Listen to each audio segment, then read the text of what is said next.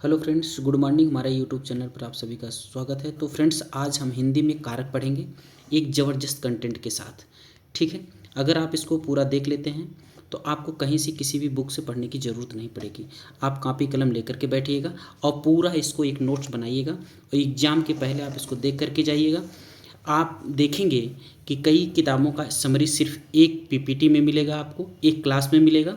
इसको आप note down ज़रूर करेंगे। ठीक है, शुरू करते हैं।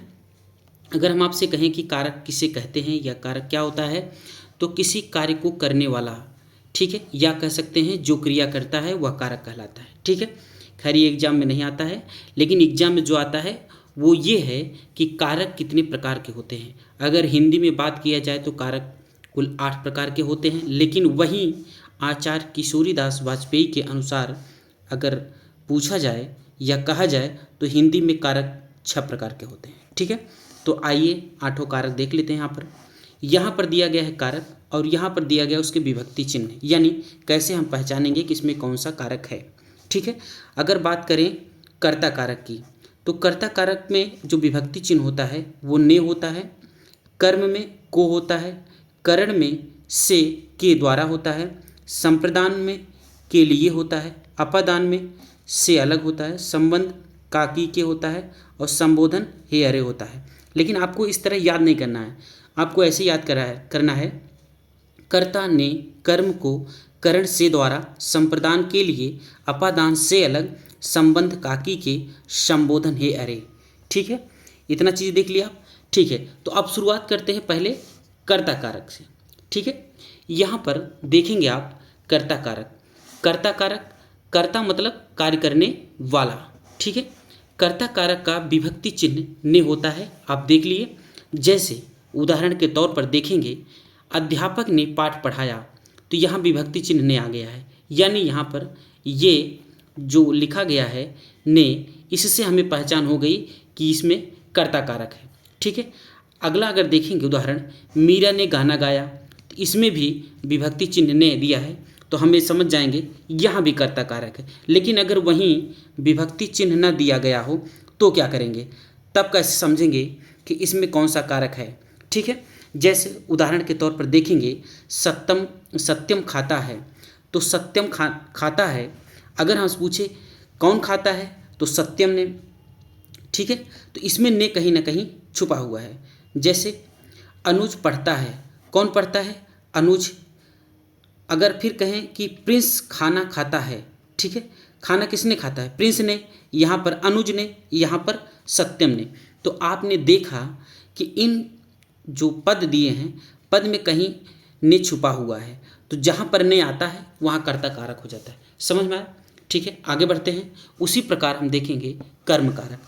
कर्म कारक विभक्ति चिन्ह को होता है वह व्यक्ति या वस्तु जिस पर वाक्य में की गई क्रिया का प्रभाव पड़ता है, यानी जिस पर क्रिया का प्रभाव पड़ेगा वही कर्म कारक होगा, वह कर्म कारक कहलाता है। ठीक है, एक तरीके से और समझ सकते हैं, क्रिया का जिस पर सीधा प्रभाव पड़ता है। ठीक है, इसको आप नोट डाउन जरूर करिएगा। ठीक है, अभी ये तीसरी क्लास है, इसके पहले हम लिंग और वचन की क्लास डाल चुके हैं। ठीक है, आज ये कारक है। ठीक है, फिर इसके बाद तीनों का कंबाइंड जो प्रीवियस ईयर एग्जाम्स में आए हुए क्वेश्चंस है उसको, और जो अति संभावित हैं उसको लेकर के आप लोगों के साथ फिर आएंगे। ठीक है, अब देखेंगे यहाँ पर लिखा गया है, क्रिया का जिस पर सीधा प्रभाव पड़े कर्म कारक कहलाता है। ठीक है, जैसे लोगों ने कुत्ते को भगाया, यहाँ पर देखें ने भी आया है और को भी आया है, लेकिन यहाँ पर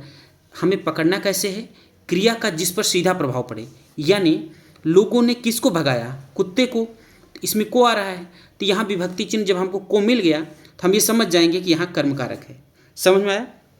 या आप कह सकते हैं कि सीधा क्रिया का जिस पर प्रभाव पड़े उसी को हमें देखना है। जैसे सीता ने गाय को पानी पिलाया, किसको पिलाया, गाय को, तो यहाँ पर क्या हो गया, कर्म कारक। माँ ने बच्चे को सुलाया, यहाँ भी को आ गया, और क्रिया का प्रभाव किस पर पड़ रहा है, बच्चे पर। ठीक है, रवि ने राधा को बुलाया, किसको बुलाया, राधा को। ठीक है, तो यहाँ पर को लग गया, यानी कर्म कारक यहाँ पर हो गया। ठीक है, समझ में आया। आगे बढ़ते हैं, यहाँ देखेंगे करण कारक। ठीक है, वेरी इंपॉर्टेंट, यहीं से क्वेश्चन लगभग बनते हैं। करण कारक, संबंध कारक और संप्रदान और अपादान, मैक्सिमम क्वेश्चन इसी कारक से बनते हैं। ठीक है, इसको देख लेते हैं। करण कारक का विभक्ति चिन्ह से और के द्वारा होता है। ठीक है, आप ऐसे भी कह सकते हैं, अगर हम अपनी तरफ से बताएं तो यहाँ पर क्रिया साधन से होता है। जहाँ पर किसी साधन की बात की जाए या किसी के द्वारा बात की जाए वहाँ पर करण कारक होता है। ठीक है, यहाँ जो भी कार्य होगा वो किसी न किसी साधन से होगा, संसाधन से ही होगा। ठीक है, तो वहीं जब हमें याद रहेगा कि यहाँ पर क्रिया साधन से होता है तो हम उसको आसानी से पकड़ लेंगे। जैसे खिलाड़ी गेंद से खेलता है, किससे खेलता है? गेंद से। तो यहाँ पर अगर देखें तो विभक्ति चिन्ह से भी मिल जाता है हमको, और इससे भी हम समझ लेंगे कि यहाँ पर क्रिया किसी न किसी साधन से हो रहा है, यानी गेंद से हो रहा है, तो यहाँ पर करण कारक हो जाएगा। ठीक है, बच्चे बस से स्कूल जाते हैं। देखिए बस जो है यहाँ साधन के रूप में कार्य कर रहा है, इसलिए यहाँ पर करण कारक हो जाएगा। प्रिंस सारा ज्ञान किताबों से लेता है। यहाँ पर जो माध्यम है, यानी जो यहाँ पर माध्यम है वो क्या है?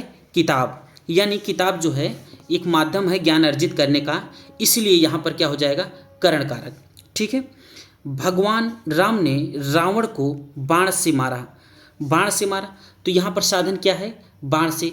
जहाँ कहीं भी साधन की बात करें वहाँ पर क्या होता है? करण कारक होता है। ठीक है, आगे एक पॉइंट यहाँ पर हम बता दें, द्वारा कोई काम हो, जब पर भी द्वारा की बात की जाए, किसी के द्वारा कोई काम हो, जैसे हम कहें कि हम पेन से लिखते हैं, या फिर हम बाइक से जाते हैं, या हम किसी संसाधन से कोई काम करते हैं, तो जब किसी संसाधन का यूज करते हैं तो वहाँ करण कारक हो जाता है। ठीक है, आगे बात करेंगे संप्रदान कारक की। संप्रदान कारक, इसमें विभक्ति चिन्ह को के लिए होता है। ठीक है, यानी संप्रदान का मतलब ही होता है देना। क्या होता है? देना। संप्रदान का अर्थ होता है देना। मतलब क्या होता है? देना, यानी किसी कुछ चीज़ें देना, लेना। ठीक है, अगर दूसरी बात हम करें, जहाँ पर हम किसी चीज़ का लेन देन करते हों, यानी हम किसी चीज़ का आदान प्रदान करते हैं, वहाँ पर संप्रदान कारक होता है। जैसे उदाहरण के तौर पर देखेंगे, माता जी को फल दो। ठीक है, यहाँ पर माता जी को फल देने की बात हो रही है। ठीक है, तो यहाँ पर क्या हो जाएगा? संप्रदान कारक। पिताजी सेवक को कंबल दिए। ठीक है, तो यहाँ पर क्या हो जाएगा? संप्रदान कारक। यहाँ पर के लिए आया है तो इसलिए भी पकड़ सकते हैं, या लेन देन की बात करें तब भी पकड़ सकते हैं। तो जहाँ इस तरह की वर्ड यूज किए जाते हैं वहाँ पर संप्रदान कारक होता है। ठीक है, पिताजी, अगला देखेंगे, पिताजी अपने बच्चे के लिए मिठाई लाए। यहाँ पर के लिए आया है, तो के लिए जो है वो विभक्ति चिन्ह किसका है? संप्रदान कारक, तो इसलिए यहाँ पर संप्रदान कारक हो जाएगा। ठीक है, कृष्णा मेरे लिए उपहार लाया। ठीक है, यहाँ पर लिए आया है, यानी यहाँ पर लेन देन की बात हो रही है, तो यहाँ पर क्या हो जाएगा? संप्रदान कारक। ठीक है, आगे बढ़ते हैं, अपादान की बात करते हैं। अपादान में क्या होता है? यहाँ पर एक वस्तु का दूसरी वस्तु से तुलना होती है। क्या होती है? जहाँ तुलना की बात की जाए, जहाँ समानता की बात की जाए, जहाँ अलगाव की बात की जाए, जहाँ डर का भाव प्रकट हो, वहाँ पर अपादान कारक होता है। जैसे अपादान कारक कहाँ होगा? जहाँ समानता की जाए, अलगाव की बात आए, डर का भाव प्रकट हो या तुलना की जाए, वहाँ पर क्या होता है? अपादान कारक होता है। जैसे उदाहरण में देखेंगे, वृक्ष से फल गिरते हैं। ठीक है, अब यहाँ पर क्या है? यहाँ पर अलगाव हो रहा है, यानी अलगाव की बात हो रही है। ठीक है, जो फल है वो पेड़ से अलग हो रहा है, तो यहाँ पर अलगाव की बात हो रही है, तो यहाँ पर क्या हो जाएगा? अपादान कारक। सीता राम से सुंदर है। ठीक है, अब यहाँ पर देखिए तुलना हो रही है, राम से और सीता से तुलना की जा रही है, तो यहाँ पर क्या हो जाएगा? अपादान कारक। राम कृष्ण के समान है। देखिए यहाँ पर समानता का भाव दिखाई दे रहा है, इसलिए क्या होगा? अपादान कारक। आकांक्षा कुत्ते से डरती है। यहाँ पर डरने का भाव है। ठीक है, कुत्ते से क्या कर रही है? डर रही है, इसलिए यहाँ पर क्या होगा? अपादान कारक। उसी प्रकार अगर कहें सूर्य पृथ्वी से बहुत दूर है, यहाँ पर जो है दूरी का भाव प्रकट हो रहा है, यानी अलगाव की बात हो रही है, बहुत दूर है, इस वजह से क्या होगा, अपादान कारक होगा। ठीक है, आगे बढ़ते हैं। अब देखेंगे संबंध कारक। संबंध कारक में क्या है, इसका विभक्ति चिन्ह का की के और रा री रे होता है। ठीक है, यहाँ पर अब इसको ध्यान देंगे, यहाँ पर हमेशा दो के बीच संबंध की बात की जाती है। क्या की जाती है, संबंध की बात की जाती है। जैसे हमेशा माँ बेटे में या किसी में रिश्ते की बात हो, या फिर जैसे हम उदाहरण के तौर पे अगर कहें अभिषेक, यह अभिषेक का बेटा है, यानी यह जो है वो अभिषेक का बेटा है, यानी बेटे का जो है यहाँ पर रिलेशन यानी संबंध दिखाया जा रहा है, इसलिए यहाँ पर क्या हो जाएगा, संबंध कारक। ठीक है, यहाँ कारक से ही पता चल रहा है संबंध, तो यानी यहाँ संबंध की ही बात की जाएगी। ठीक है, आयुष, यह आयुष की पुस्तक है, यानी ये पुस्तक किसकी है, आयुष की। यहाँ पर एक रिलेशन दिखा रहा है यानी संबंध दिखा रहा है, तो यहाँ क्या हो जाएगा, संबंध कारक। उसी प्रकार यह सर की कोचिंग है, ये जो कोचिंग है ये सर की है, इंगित कर रहा है यानी संबंध दिखा रहा है, तो यहाँ क्या हो जाएगा, संबंध कारक। ठीक है, अगले कारक की बात करते हैं, अधिकरण कारक। अधिकरण कारक में हम देखेंगे जिससे क्रिया के आधार का बोध हो। क्या है, जिससे क्रिया के आधार का बोध हो। इसका विभक्ति चिन्ह में होता है और पर होता है। क्या होता है, में पर। यहाँ पर जैसे में पर का मतलब यह है कि जैसे पुस्तक टेबल पर है, तो जब यहाँ में और पर विभक्ति चिन्ह आ जाए तो वहाँ पर क्या होगा, संबंध का अधिकरण कारक। क्या होगा, अधिकरण कारक। और दूसरी बात क्या ध्यान देना है, जहाँ पर ऊपर, नीचे, दाएं, बाएं, अंदर, बाहर, किनारे, पिछले, अगले, बीच जैसे शब्द आए वहाँ पर अधिकरण कारक होगा। ठीक है, इसको इंपॉर्टेंट कर लीजिए, बहुत बार एग्जाम में पूछा गया है। ठीक है, तो जब कहीं भी दाएं, बाएं, अंदर, बाहर, भीतर, पिछले, अगले की बात की जाए तो वहाँ पर क्या होगा, अधिकरण कारक होगा। उदाहरण देख लेते हैं, जैसे सर के सम्मान में, एक तो में और पर आया तो अधिकरण कारक होगा, विभक्ति चिन्ह लगा है, इससे भी पहचान लेंगे। यह आयोजन किया गया है, तो यहाँ में आया तो क्या होगा, अधिकरण कारक। ठीक है, समझ में।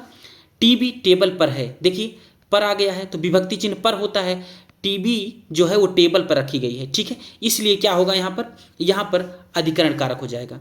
फ्रिज के अंदर, देखिए अंदर की बात की गई है, तो ठीक है, जब अंदर, भीतर, बाहर की बात करें तो वहाँ क्या होगा, अधिकरण कारक होगा। ठीक है, इतनी चीज़ें समझ में आई। वह सुबह गंगा के किनारे जाता है, यहाँ देखिए किनारे की बात की गई, तो यहाँ क्या हो जाएगा, अधिकरण कारक। ठीक है, अंतिम कारक की बात करें, संबोधन कारक। शब्द के जिस रूप से किसी को बुलाने या संकेत करने का भाव प्रकट हो, यानी जब कभी भी संकेत या बुलाने का भाव प्रकट होगा तो उसे संबोधन कारक कहते हैं। जैसे हे, इसका विभक्ति चिन्ह देखेंगे, हे, अरे, अहो, अजी। जैसे ए आकाश, यहाँ आओ। ठीक है, तो यहाँ पर क्या होगा, संबोधन कारक, यानी ए के द्वारा यहाँ विभक्ति चिन्ह लगा है, इसलिए यहाँ पर बुलाने की बात हो रही है यानी संकेत की बात हो रही है, तो यहाँ क्या हो जाएगा, संबोधन कारक। उसी प्रकार अरे सम्राट कहाँ हो। ठीक है, तो यहाँ पर भी जो है अरे आया है, विभक्ति चिन्ह अरे लगा हुआ है। ठीक है, और कहीं न कहीं ये संकेत प्रकट कर रहा है, इसलिए जो है यहाँ पर संबोधन कारक हो जाएगा। अजी कहाँ हो। ठीक है, अजी कहाँ हो, तो यहाँ भी संबोधन कारक होगा। ठीक है, अगर कंटेंट अच्छा लगा हो तो सब्सक्राइब करना ना भूलें। हम अगली क्लास लेकर के फिर उपस्थित होंगे। Thank you so much.